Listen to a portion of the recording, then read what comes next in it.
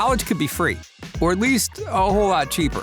Truth is, most students can get a better deal than the sticker price from their college. Think of your tuition as an airline ticket. You paid $600 for your seat, while the person on your left paid $300 and the person on your right paid $725. Even though you're all flying to the same place, it's common knowledge that you probably didn't pay the exact same ticket price as your fellow flyers. What's not so common knowledge is that college in the US works the same way. Two students with similar grades, skills, and financial situations can end up shelling out very different amounts to attend the same college. The good news? Free money to pay for college is out there, and lots of it. The United States spends more on education than almost any other country in the world. Our government spends about $34,000 per college student each year. That's more than they spend in France and Italy combined. But billions of dollars in free money for college is left unused each year, simply because the system, colleges, have made it crazy difficult for students to find the money they qualify for. Most students go about paying for college like this.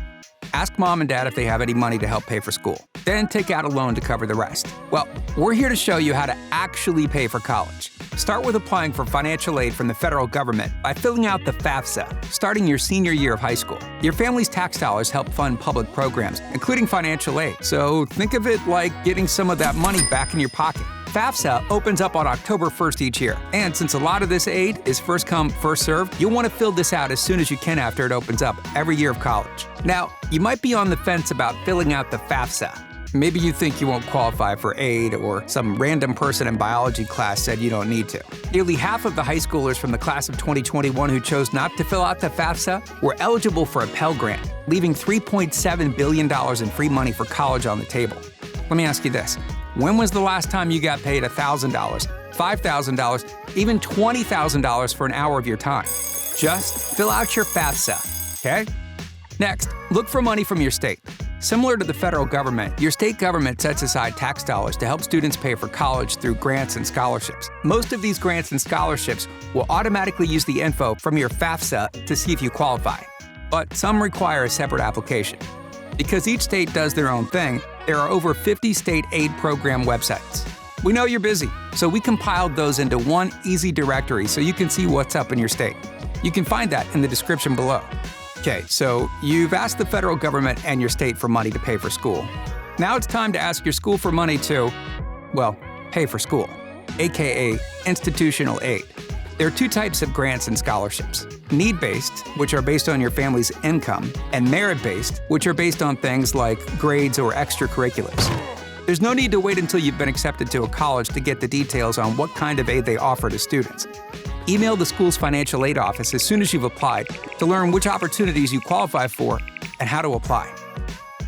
Now we've come to the real secret sauce when it comes to saving money on school: negotiating and appealing for more aid. If you didn't know you could negotiate your tuition, it's for one simple reason. Colleges don't tell you, because they want your money. Remember those airline tickets from earlier? Yeah, now that you know that you can get a better price, think of negotiating as getting the best deal on tuition. To do this, email your college's financial aid office, sharing how much more aid you need and why. Some colleges go right out and say that their tuition price is non-negotiable, but even those schools make exceptions. You miss 100% of the shots you don't take. You never know until you try. You get the picture. Negotiating is always worth a try. Once you've negotiated, think about whether anything's recently changed in your life that made it more difficult to pay for school. If so, submit an appeal to ask your college for more aid.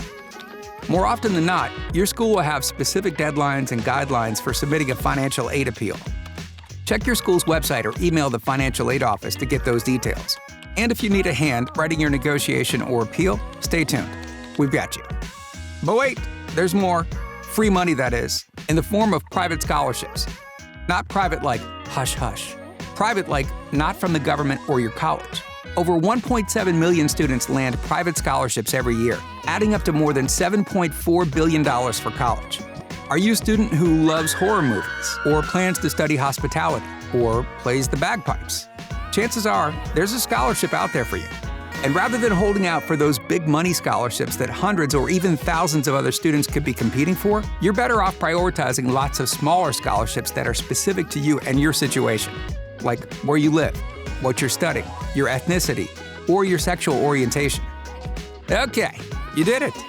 Now, you might be wondering, why didn't I know this? Yeah, we were thinking that same thing, which is why we created Moss. We thought there should be a way to manage all things money, including financial aid, under one roof. So we created the Money app for students. Moss hooks you up with a personal advisor to help negotiate your tuition, find scholarships you qualify for, and everything else you need to graduate debt-free. They'll even keep you up to date with your state and school's specific requirements and deadlines, so you can focus on, being a student. Check out moss.com to join thousands of students earning and saving with Moss.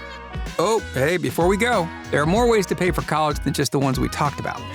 We didn't mention them because, well, they're not our favorite. But our resident fast-talking disclaimer guy is here to share them just in case. Oh, wait, that's me. Attend a cheaper college that isn't your dream school. Join the military, get a full-time job, start a side hustle, ask your parents for money, ask your grandparents for money, ask everyone else you know for money, sell blood and plasma, refinance your home, skip family vacations, sell stocks, take out private loans.